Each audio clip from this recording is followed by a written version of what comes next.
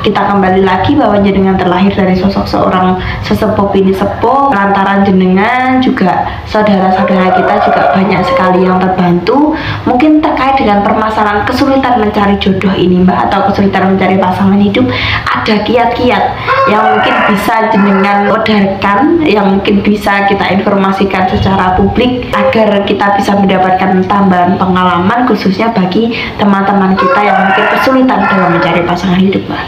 Teman-temanku yang saya hormati dan saya muliakan, apabila kita lihat di tengah-tengah masyarakat ini, hal perjodohan atau hal pasangan hidup seperti halnya tidak ada masalah apapun.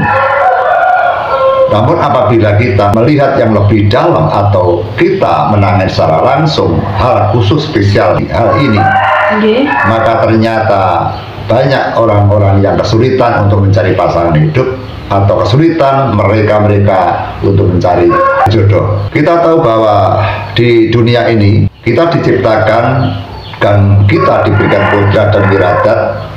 Kadang ada umat atau manusia yang mereka lahir hingga tua mereka menerima keuntungan yang besar, menerima nasib yang baik, semuanya serba baik, semua serba menguntungkan.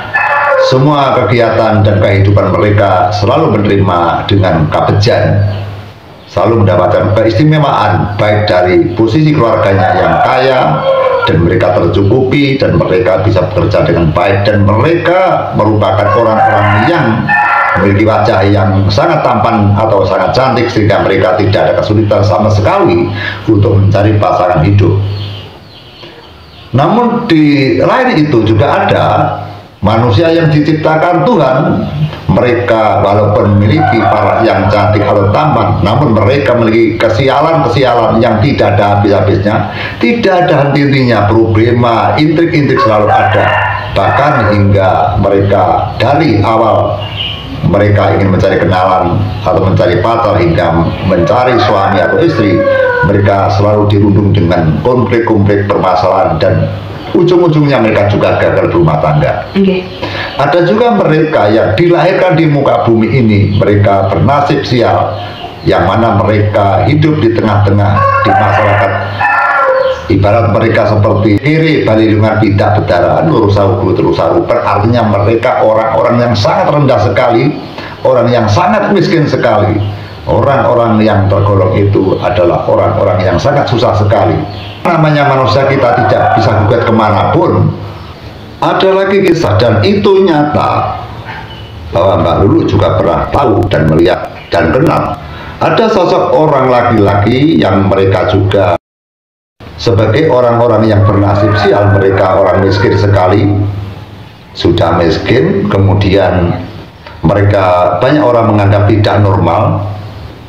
Kalau misalkan kesempurnaan status mereka hanya 70, dan mereka juga tidak punya pekerjaan sebagai pengangguran. Mereka dari kecil hingga remaja hingga sekarang sudah umur 70 tahun atau mungkin 65 tahun, mereka bermimpi mencari jodoh. Hilir kemana dia, kesana kemari mereka mencari kenalan. Mereka menanyakan siapapun, minta tolong siapapun, mereka selalu gagal karena keberadaan mereka, yang mana banyak perempuan yang tidak suka karena mereka tidak punya kapasitas dan tidak memiliki wajah yang mana bisa menarik seorang perempuan. Sangat kasihan sekali mereka. Kenapa Tuhan menciptakan hambanya seperti itu? Sama-sama kita manusia, sama-sama diciptakan, namun mereka tergolong orang-orang yang sangat sial sekali. Mereka hanya sebagai bahan pelecehan masyarakat, mereka sebagai bahan-bahan untuk bully-bully orang, penghinaan orang. Sebenarnya mereka pernah curhat kepada saya bahwa mereka juga ingin mencari pasangan hidup, ingin mencari istri. Namun dengan keberadaan mereka yang seperti itu, maka tidak ada satupun perempuan yang mau menikah sama dia. Apalagi ini sudah umur sekitar 70 tahun. Dari kecil hingga tua, mereka kesulitan untuk mencari jodoh. Banyak sekali kejadian-kejadian manusia-manusia yang tidak bernasib baik.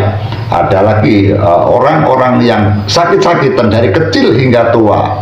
Mereka sakit-sakitan sehingga dari pihak perempuan tidak mau dinikahi karena takut apabila nikah sama orang sakit nanti akan menjadikan pekerjaan yang sia-sia dan mereka akan diliputkan. Ada kisah lagi orang yang terlahir di muka bumi ini. Dari bayi mereka sudah tidak bisa jalan hingga anak, remaja, dan dewasa. Bahkan mereka waktunya nikah, mereka hanya berbaring di tempat tidur. Namun mereka normal bisa bicara, kemudian bisa makan, dan sebagainya. Seperti manusia normal, namun mereka tidak bergerak. Bahkan mereka senang melihat perempuan, mereka ingin punya pasangan. Bahkan apabila ada adiknya yang datang di kamarnya, mereka juga senang kepada adiknya, dan artinya senang ingin menyenangi kepada adiknya. Karena mereka sudah buntu, tidak ada perempuan yang datang. Hingga sekarang mereka sekitar umur 60 tahun, mereka juga tidak dapat pasangan hidup. Kemudian ada lagi sosok seorang wanita yang mana mereka sangat egois sekali, karena mereka percaya bahwa mereka adalah tergolong keluarga yang kaya, tergolong keluarga yang berkecukupan. Mereka hanya memfokuskan untuk sekolah saja, mereka hanya memfokuskan untuk bekerja. Setelah mereka lulus dari sekolahnya hingga sampai sarjana, mereka mencari pekerjaan di sebuah pabrik yang sangat besar. Namun di perjalanan sekolah hingga mereka bekerja, mereka juga kesulitan untuk mencari jodoh. Hingga teman-temannya sudah punya anak dan cucu, wanita itu juga tidak dapat jodoh. Dan akhirnya setelah purna dari pabrik, mereka pensiun dari pabrik, mereka juga curhat kepada kita ini. Mereka menyesal sekali kenapa dulunya tidak berusaha untuk mencari jodoh. Bahkan kian ini sudah tua, mereka akan nikah malu kepada temannya, malu kepada saudaranya. Mereka menyesal dan menyesal. Mereka ingin sekali punya suami, karena ketakutan mereka apabila tidak punya keturunan, bagaimana hidupnya nanti. Itulah saudaraku yang saya hormati dan saya muliakan. Ternyata di luar sana masih banyak saudara kita yang menderita, yang kesulitan untuk mencari jodoh.